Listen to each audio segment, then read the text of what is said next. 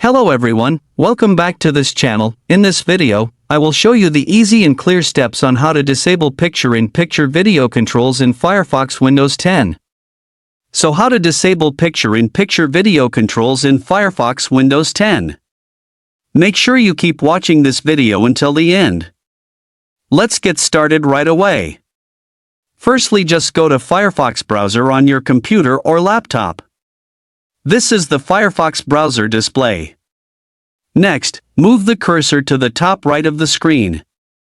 There are lots of menu options here. Next, tap the three-line icon here. And a scrolling menu will appear like this. And tap the Settings menu.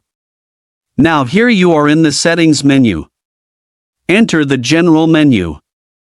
Now here you are in the General menu. Scroll down to find the Browser menu. Now next. Tap Picture-in-Picture Video Controls.